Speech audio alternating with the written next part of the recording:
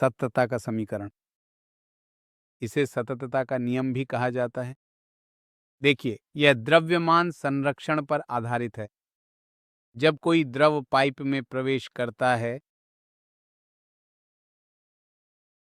और उसी पाइप से बाहर निकलता है, तो दोनों हमेशा बराबर होने चाहिए। द्रव्यमान संरक्षण के कारण हमारे पास यह विचार है कि जितना द्रव्यमान यहाँ प्रवेश करेगा, उतना ही बाहर भी निकलना चाहिए। अब हम इसे नियम के रूप में भी कह सकते हैं कि क्षेत्रफल और वेग का गुणनफल हर जगह स्थिर रहता है। यही सततता के नियम का सबसे सरल रूप है। लेकिन चलिए इसे चरण दर चरण समझते हैं। देखिए, यह A1 V1 है, ये A2 V2 है, और जो द्रव गतिशील है उसकी घनता d है। आप जानते हैं, क्षेत्रफल में लंबाई का गुणा करने पर आयतन मिलता है, और अगर आप इसे t से विभाजित करें तो यह आयतन के प्रवाह की दर बन जाती है। यही प्रति सेकंड प्रवेश करने वाला आयतन है। अगर आप इसे घनता से विभाजित करें तो देखिए, आयतन में घनता का गुणा समय से विभाजित करने पर यह द्रव्यमान के प्रवाह की दर बन जाती है। जो भी है, जितनी दर से प्रवेश हो रहा है उतनी ही दर से बाहर भी निकलेगा। तो आप कह सकते हैं m1/t बराबर है m2/t के। m1 जिसमें v की जगह आप a1 लिख सकते हैं,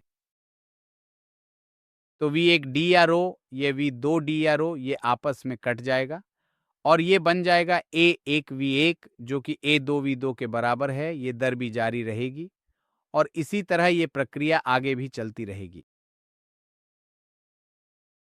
और v1/t जो कि यहाँ मैंने लिखा है v1/t, ये है क्षेत्रफल में वेग का गुणा। तो a1 v1 बराबर a2 v2, यही सततता का नियम है। इसे संक्षेप में a गुणा v बराबर स्थिरांक, या आप कह सकते हैं यह 1/v के अनुक्रमानुपाती है।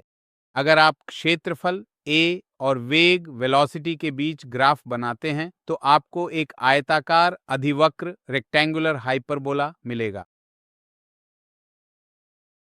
देखिए, इस नियम के हमारे दैनिक जीवन में कई व्यावहारिक उपयोग हैं। धमनियों, आर्टरीज और शिराओं वेन्स की तुलना करें तो धमनियां अपेक्षाकृत संकरी होती हैं और वहां रक्त का वेग अधिक होता है। इसी तरह अगर कोई नदी है और वह किसी विशेष स्थान पर संकरी हो जाती है तो वहां क्षेत्रफल कम होने पर वेग अधिक होना ही पड़ेगा। और यही हम वास्तव में नदी के संकरे घाटों या चौड़ी घाटियों में देखते हैं। हम देखते हैं कि जहां घाटी चौड़ी होती है वहां वेग कम हो जाता है। जब घाट संकरे होते हैं तो वेग अधिक हो जाता है। देखिए, इसी तरह जब हम सततता का नियम लॉ ऑफ कंटिन्यूटी परिभाषित करते हैं तो हमें ध्यान रखना चाहिए कि यह द्रव्यमान संरक्षण के नियम law of conservation of mass का ही एक और परिणाम है। याद रखिए, जब भी क्षेत्रफल कम होगा वेग बढ़ जाएगा, क्षेत्रफल बढ़ेगा तो वेग कम हो जाएगा।